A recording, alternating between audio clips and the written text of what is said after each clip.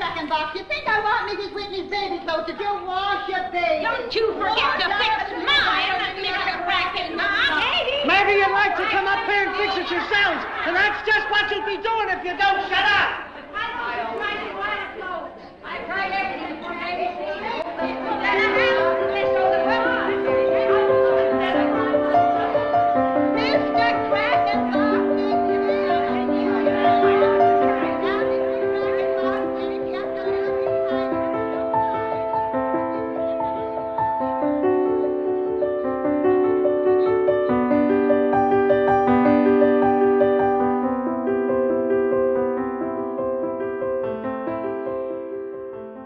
Em 1943, em plena Segunda Guerra Mundial, saiu um livro no mercado americano que fez um sucesso tão estrondoso e tão instantâneo que chamou a atenção do departamento lá das Forças Armadas Americanas, do departamento que enviava livros para os soldados que estavam arriscando suas vidas, né, no meio do maior confronto, da maior guerra, né, de todos os tempos. Milhares ou talvez até milhões de cópias em formato de paperback, né, que são aqueles livrinhos baratos, né, de papel de jornal, foram impressos pelo governo americano e foram despachados para vários cantos do mundo onde os soldados estavam lutando a Segunda Guerra Mundial. Esse livro, ele era pequenininho assim, ó, formatinho de bolso, e era de bolso mesmo, né, porque ele tinha o tamanho exato para caber nos bolsos daquelas roupas de soldado, né, que tem um monte de bolsos, né, cabia direitinho nos bolsos dos uniformes e, bom, muitos soldados levaram esse livro para cima e para baixo e encontraram nessa leitura muito conforto, muita consolação diante daquele cenário devastador que eles deviam estar assistindo todos os dias. E apenas 2 anos depois, em 1945, quando a guerra já estava, né, na sua parte final, quase acabando, saiu um filme produzido pelos estúdios da Fox e que adaptava essa obra, que por alguma razão não ficou nem um pouco conhecida fora dos Estados Unidos. Aqui no Brasil, por exemplo, eu nunca tinha ouvido falar desse livro. E, no entanto, eu tive a oportunidade de lê-lo durante essa semana a convite da editora Verus, que está lançando uma edição em português do Brasil. O nome desse livro é A Tree Grows in Brooklyn, ou em português, Uma Árvore Cresce no Brooklyn, da americana Betty Smith.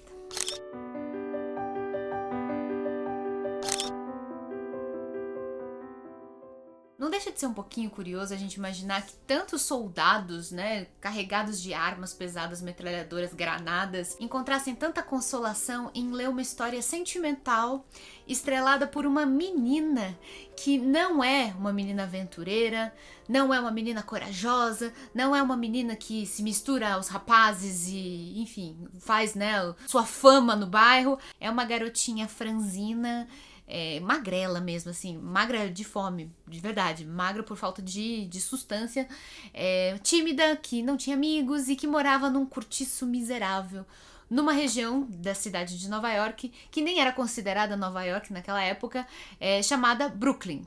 Mais especificamente num bairro dentro do Brooklyn chamado Williamsburg. Hoje a gente vai a Nova York e visita, né, não só a ilha de Manhattan, que é aquela ilha principal, né, onde estão aqueles prédios famosos e tal, onde está o Central Park. Mas um dos passeios legais de se fazer é pegar uma das pontes que saem da ilha de Manhattan e levam até a região conhecida como Brooklyn, que hoje em dia compõe o município. Existe uma ponte chamada Ponte Williamsburg e existe a ponte do Brooklyn. São aquelas pontes estaiadas famosas, né? Eu tenho certeza que você já viu a imagem dessas pontes. E elas levam para essa região da cidade que hoje em dia tá muito revitalizada, foi gentrificada, como se costuma dizer, né? Ela foi ocupada por prédios moderninhos, ela tem parques, ela tem uma população jovem, descolada, mas no começo do século XX, na virada do século XIX para o XX, a região de Williamsburg, lá no Brooklyn, era muito, muito, muito empobrecida e repleta de cortiços, como esse que você viu no comecinho desse vídeo. É como, né, era representado no cinema, os prédios de cômodos que eram ocupados por centenas de famílias barulhentas, famílias cheias de problemas, famílias que mal conseguiam pagar os seus aluguéis e com mais dificuldade ainda conseguiam comprar comida para alimentar os seus muitos e muitos filhos.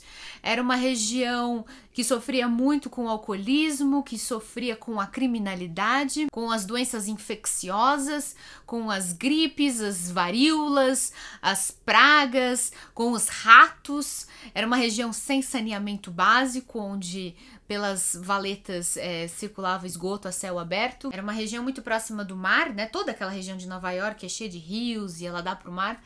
Só que era um mar que estava começando a ficar muito poluído e que demorou para, né, eles conseguirem despoluir aquelas águas.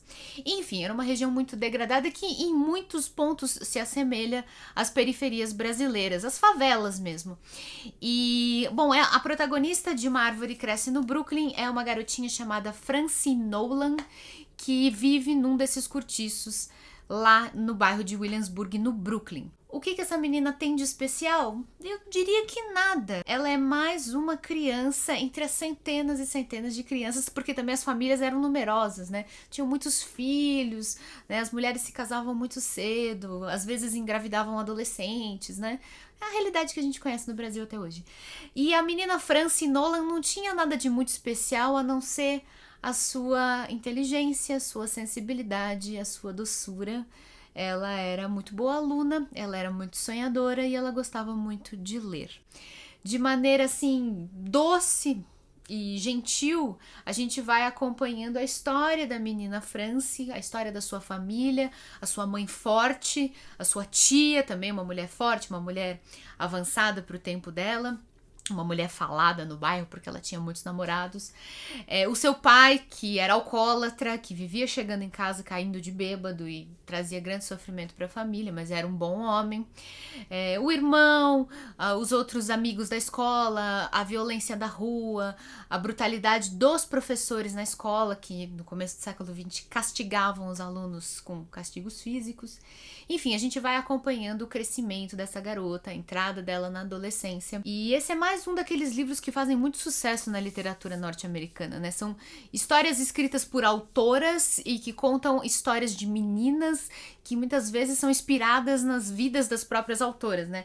Eu tenho aqui outros exemplos de livros que eu já trouxe aqui para vocês no canal, como Mulherzinhas, da Louisa May Alcott, e a Anne de Green Gables, da Lucy Maud Montgomery. É canadense, mas vamos chamar tudo de literatura norte-americana. Certamente Uma Árvore Cresce no Brooklyn segue a mesmíssima tradição. A Bessie Smith é uma escritora que se inspirou na sua própria infância pobre lá no Brooklyn e que trouxe muitos pontos da sua autobiografia para escrever a história da menina Francine Nolan. Uma coisa interessante, no entanto, a respeito dessa história é que ela já entra com os dois pés no século XX, então ela não tem aquele pudor, aquele moralismo dos outros dois livros que estavam no século XIX.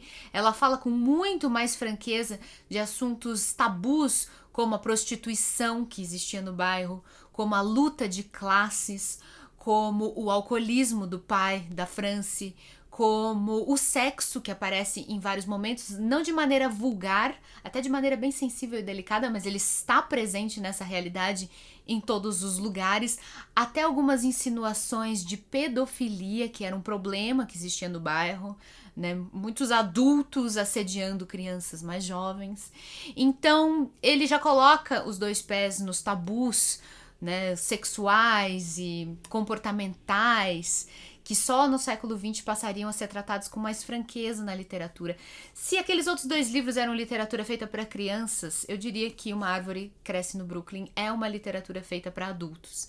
Foi publicado, como eu falei, no ano de 1943. E eu diria que ele foi um ótimo precursor de um outro livro que seria escrito mais ou menos 15 anos depois, O Sol é para Todos. Outro livro que segue essa mesmíssima tradição que eu comentei é uma história escrita por uma mulher, a Harper Lee, que traz uma aventura de uma criança, de uma menina inspirada nela mesma, a Scout, né?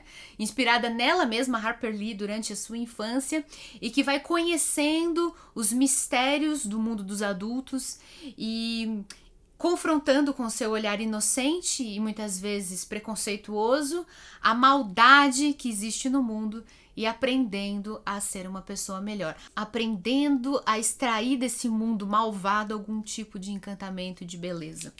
Tudo isso que acontece aqui no Sol é para Todos acontece também numa Árvore Cresce no Brooklyn. Eu acho muito feliz essa metáfora que dá título ao livro. Ela está se referindo a uma árvore que nasceu bem no meio do pátio do cortiço. Se vocês olharem de novo o trechinho que eu mostrei do filme, né, no começo desse vídeo, você vai ver que tem uma árvore feia ali, no meio daquele cortiço, cheia de varais, cheia de mulheres gritando.